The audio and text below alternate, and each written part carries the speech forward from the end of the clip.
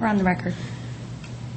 Today is May 9th, and we're in the matter of Zachary Coughlin, case number 06M13755. We're resuming with what? Your Honor, well, what I would request is that we can take some witnesses out of order because I have witnesses lined up since 9:30 this morning when we were supposed to start trial, and a few of them are flying in from Las Vegas. Okay, why don't we take those witnesses first? So we're going to take things a little out of order. And also, Your Honor, I understand that we're stopping today at 4 p.m. Yes. Is it possible to either shorten the lunch or maybe work through lunch today since we have such a short amount of time and I have many witnesses? We can work to 1:30. Okay. Okay. And then maybe if you just go with the stuff you have that's important and has some substance to it, not every little thing that you found. Okay, so anyway, we'll go to 1:30 and then we'll take an hour break. You want an hour? I could do it in a half. Okay, a half an hour. Okay, thank you, Your Honor. Okay. And also, one more point of business. I misspoke yesterday about Dr. Tucker. I thought he would be able to testify tomorrow. However, he's advised that he is going to be in the state of Washington tomorrow, but would be available to testify by phone if that's possible. Or if that's not possible, Your Honor, if we could have maybe an hour scheduled at another time for him to testify about his report. I can do it by phone. It will depend on whether Mr. Coughlin will agree to it. Do I have to decide that right now, Your Honor? No, you don't have to decide it right now. You can decide by the end of the day if you would agree to it. For instance, I couldn't have done my deposition by phone, right? I don't know. It depends on whether parties stipulate. Well, Ms. Kagan wouldn't stipulate, so I drove down here instead of having to make her drive to Reno to do the deposition. So. Okay. Well, this is it's a little different. Okay. Because the issue is how much cross-examination do you want to do? You had an interview with him for 3 hours, so have you looked at his report? Mm-hmm. Okay. Do you have questions you want to ask? Yes. Okay, and the question is do you want to do it over the phone or do you want to see him here? But you can think about that. Because I'm kind of leaning towards not to go against anybody's recommendation, or certainly if you think it's better to do it the other way, I'm leaving it totally up to you, and it also depends on when you can come back again. Okay. So it's up to you. You'd like to do it today, though, Susan? I'm sorry? We were talking about this. Dr. Tucker? This point you just brought up. He said that he's available to testify by phone tomorrow morning, I believe. So it would be tomorrow morning. But we're talking to what we were talking about when you brought that point up is we were talking about whether or not we would have him come back here in person rather than just do it the way you want to do it. I know we've kind of been doing everything your way. I see. But Your Honor, if Mr. Coughlin does not agree to accept testimony by phone, that's fine. I would request that we have an extra hour set aside to resume this trial at a later date. Right. And what Mr. Coughlin has to understand is he'd have to come back for that. Right. And I'll leave it up to him. Okay? But you need to let us know by late this afternoon. okay. Okay. So. Thank you. Who's Your first Honor, witness? the State Bar calls Officer Jeff George to the stand. Sure.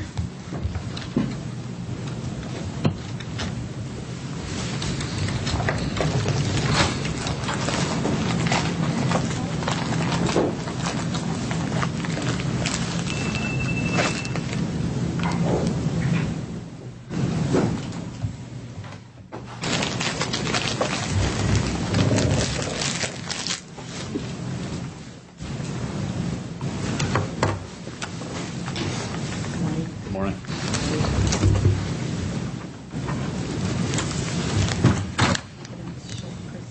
Yeah, it's a confidential proceeding. Oh, but it's from the office. Okay. He's from the I same know that, office.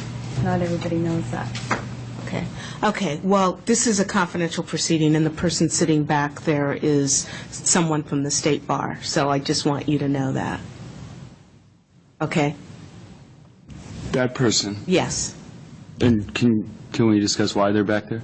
Because he's from the State Bar, and I presume that he's watching the proceedings. But he's not affiliated with the State Bar Court?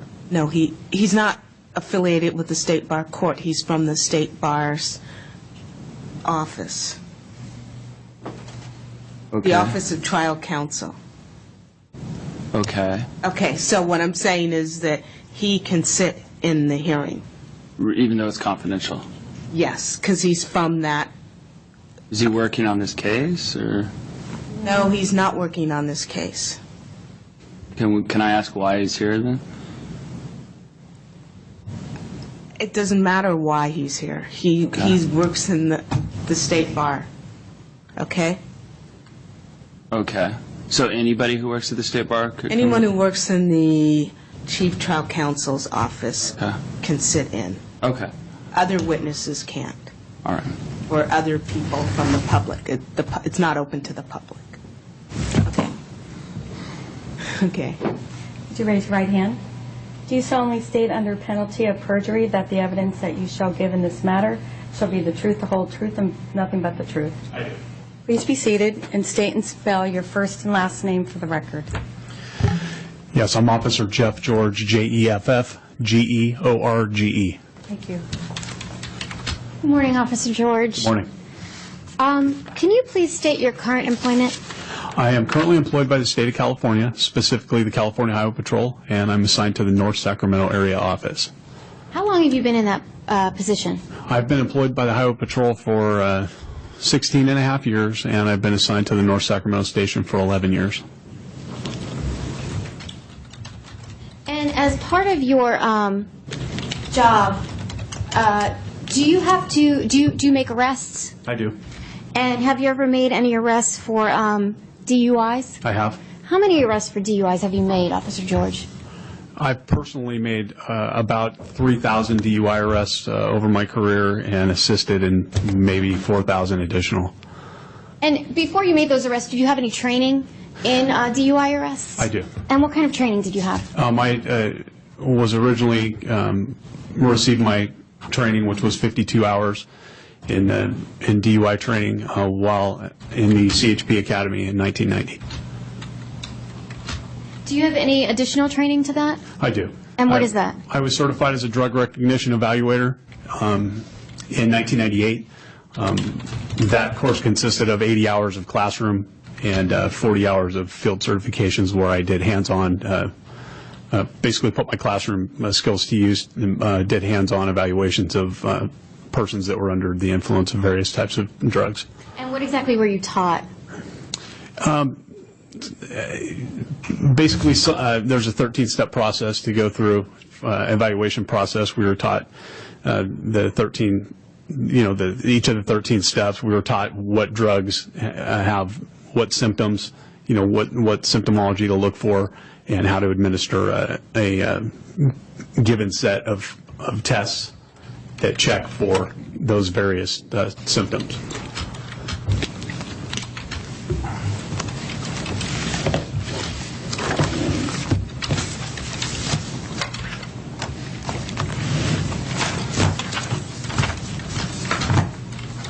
Do you recall arresting Mr. Coughlin, who is the applicant in this matter? I do. And how do you recall that? Well, originally, when I got subpoenaed by this court, I reviewed the arrest report, and I remember distinctly making this arrest. And also, when I saw him today, I remembered him also. Can you turn to Exhibit 69, please? It's in the witness binder that's in front of you.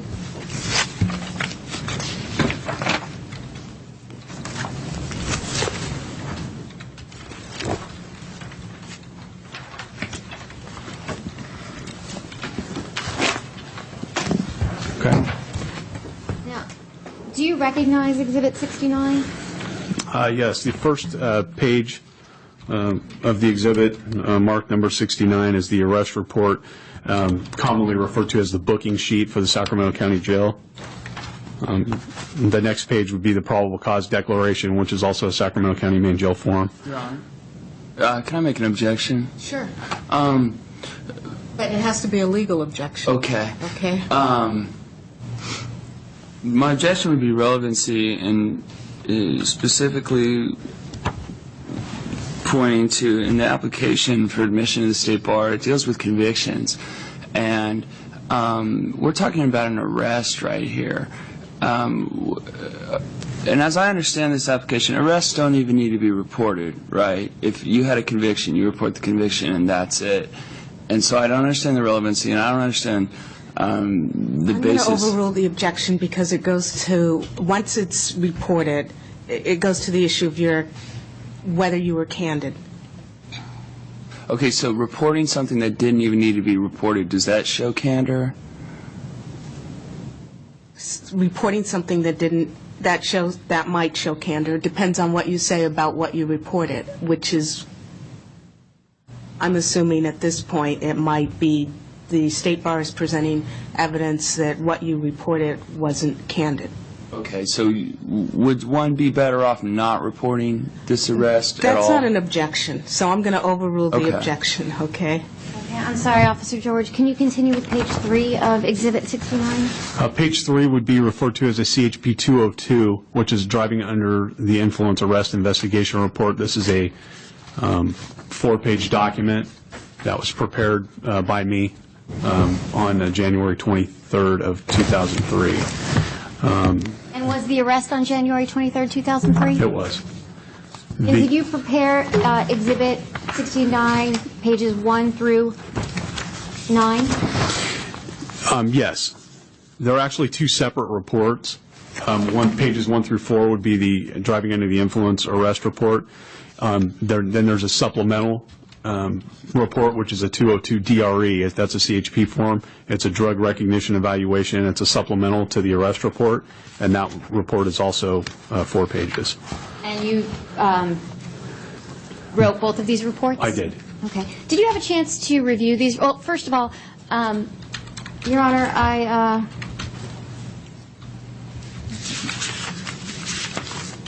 no.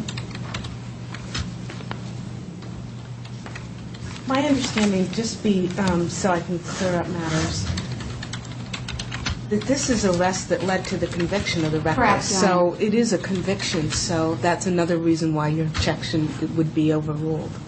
I'm sorry, I'm not sure I understand, Your Honor. This is an arrest that led to a conviction for a dry reckless, right? Right. Convictions are your duty. You have to report convictions. Right, but does that mean you have to report the charge? If the charges that you were arrested for, if those didn't lead to It doesn't convictions, you matter. were It's a convicted on conviction another at charge. this point. It's a conviction. So let's just proceed. Your Honor, I request to have Exhibit 69, pages 1 through 9, moved into evidence. Is there any objection?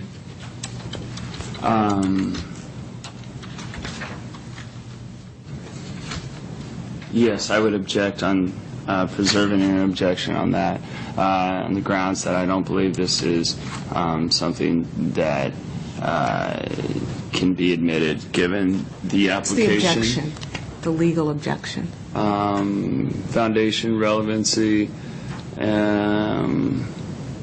hearsay, not properly authenticated. Okay, it's overruled. It's admitted. Okay, Officer, did you have a chance to review this report before testifying today? I have.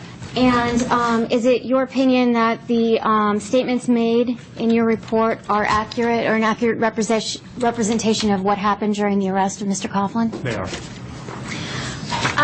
Can you describe how the arrest took place? Yeah, this arrest basically stemmed from a traffic stop for a minor infraction, which was non-use of a safety restraint or seatbelt. Mr. Coughlin was a solo occupant in a vehicle. He was observed while stopped at a traffic light at the intersection of Howe Avenue and Cottage Way without his seatbelt I made a traffic stop and contacted him. He was identified by a Nevada driver's license. I explained to him why he was stopped, and during the conversation with Mr. Coughlin, I noticed objective symptoms of intoxication and possible drug influence. And what were those symptoms? Well, I noticed that his eyes were red and watery. I could smell a strong odor of freshly burnt marijuana inside his vehicle. When I had him step out of his vehicle, he was unsteady on his feet. I could smell the odor of the freshly burnt marijuana about his person, his hair, his clothing. When I got close to him, his breath smelled of marijuana. His pupils were dilated for the lighting conditions and slow to react to light stimulus.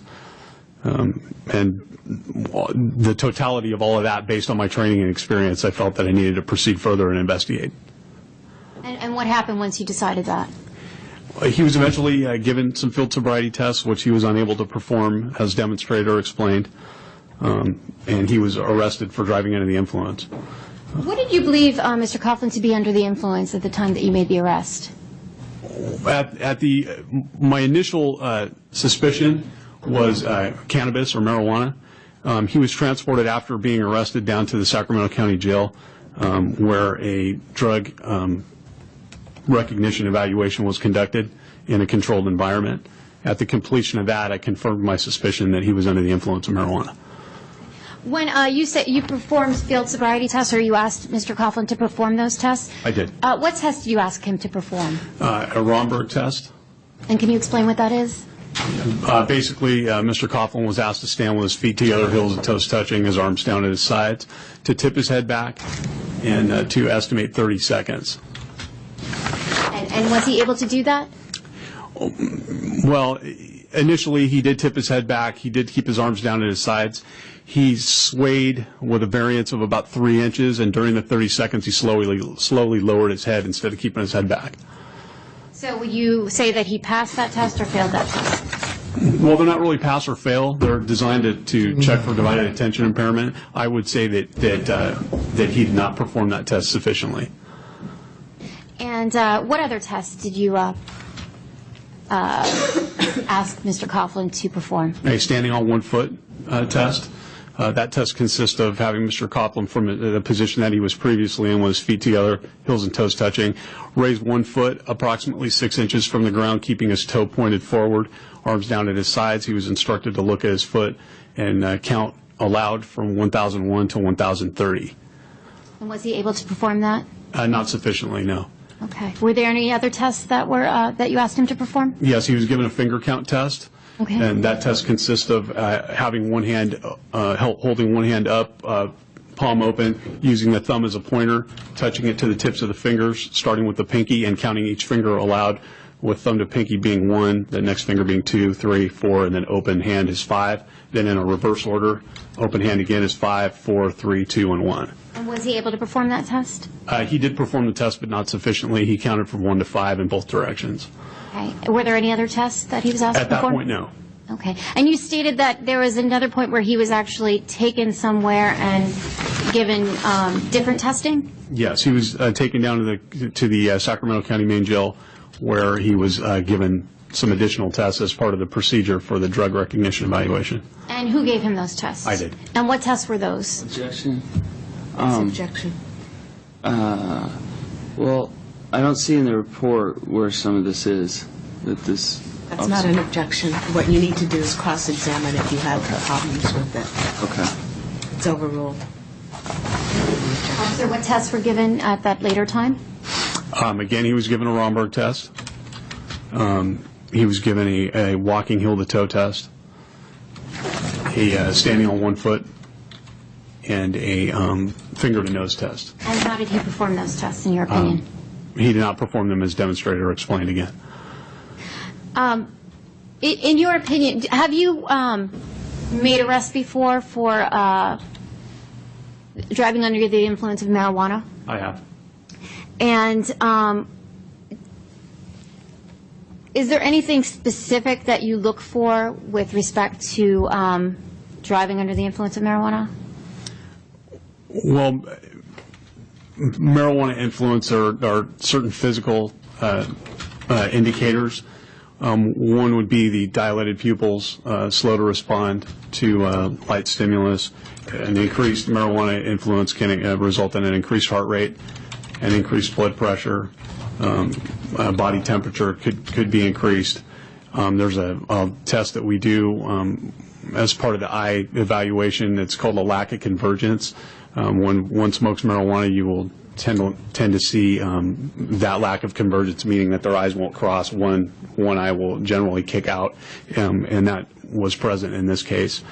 Part of the eye evaluation requires that he be taken into a dark room, let his eyes adjust to darkness, and under different stages of light would be introduced at different strengths. A person that's not under the influence, their eyes would react one way. His eyes reacted in a way that was consistent with my training and experience for marijuana influence. What about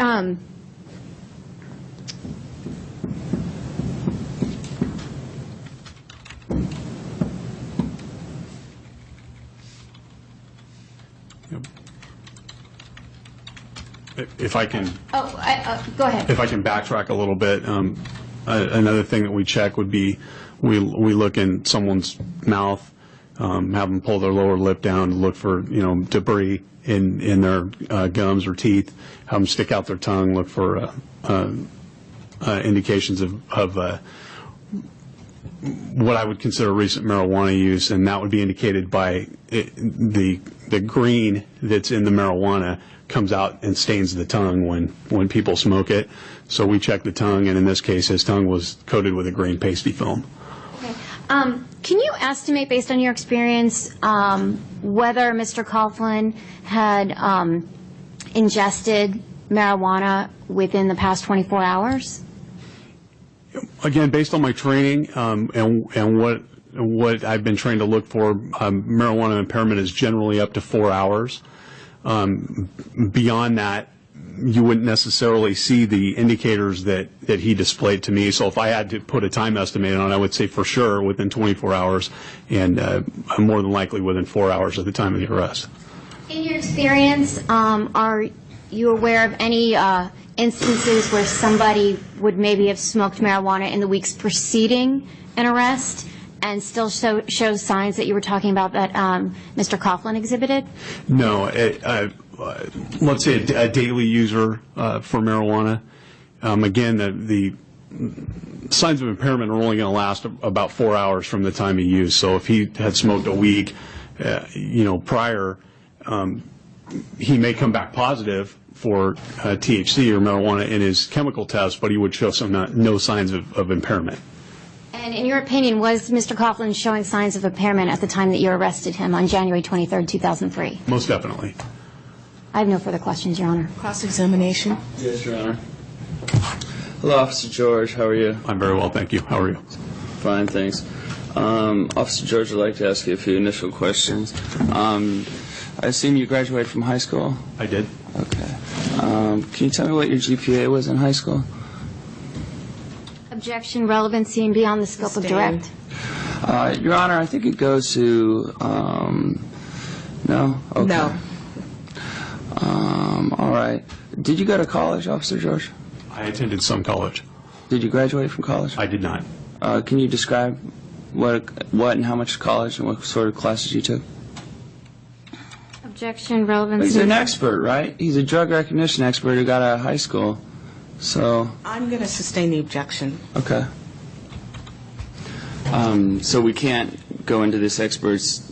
You can go into his expertise. He's been a highway patrol officer for 16 years. He's made 3,000 DUI arrests in his career. Go into that. His training, 52 hours as I understand. He's certified as a drug recognition evaluator.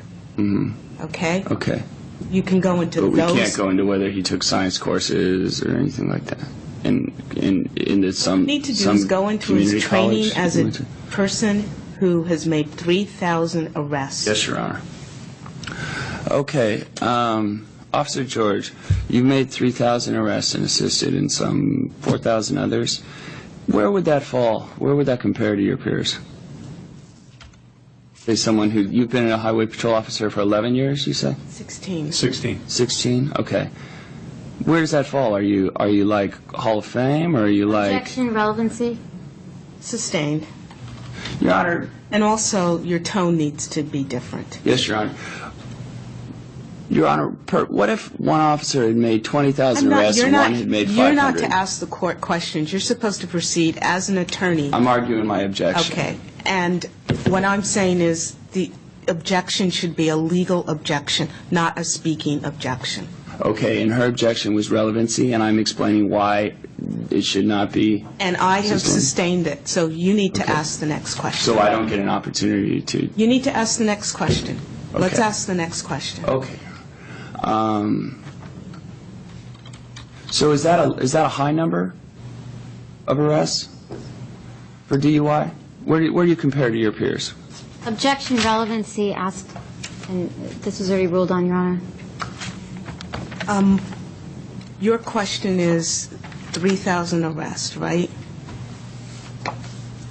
Where does that fit in? I'm going to sustain the objection. Well, he certainly went, okay, Your Honor. Officer George, you certainly went into a lot of detail and got to speak on pretty much whatever it is Ms. Kagan asked you about. So we got a good idea of, your background as it relates to the things Ms. Kagan wants us to know. What's the question? Well,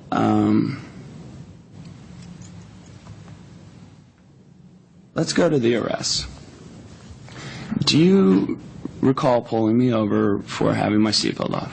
I do. And can you describe that? Were you driving your vehicle? I'd have to refer to the report, but I believe so. Okay, and was there someone with you? Yes. And who was that? Officer Amy Escatel. Okay. But she didn't contribute to this report? What was her role that day? Cover. Okay, so she was covering. Correct. And so for instance, would her opinions, if they differed from yours, would they be included in this report? No, she's not the arresting nor the evaluating officer. Okay, so she doesn't get to have an opinion? Objection, argumentative, and I'm going to sustain it on relevancy grounds. Okay. Can you tell me, during this arrest, you pulled me over for having my seatbelt off, right? You noticed as you were driving past me at a stoplight, you noticed I had my seatbelt off. And you might have been driving. And while that time, if you were driving, you noticed somebody who was at a stoplight had their seatbelt off. So you turn around and pull me over. Do you recall asking me to take a blood alcohol test? At which point? That would be after you pulled me over, while we're still on this side of the road. Again, you're going to have to narrow it down. At which point? Any point. Yes, after you were arrested, I explained to you the implied consent law in the state of California, Prior which to being requires arrested. you to submit to either a blood, breath, or urine test. Prior to being arrested. Prior to being arrested, Shortly after being pulled over. did I ask you to take? A blow test. No. You didn't. No. You don't recall a conversation that took place between us regarding that. Wherein shortly after pulling me over, you asked me to get out of the car and take a blood alcohol blow test. And this was after I told you how much I had to objection. drink that night. Is this a question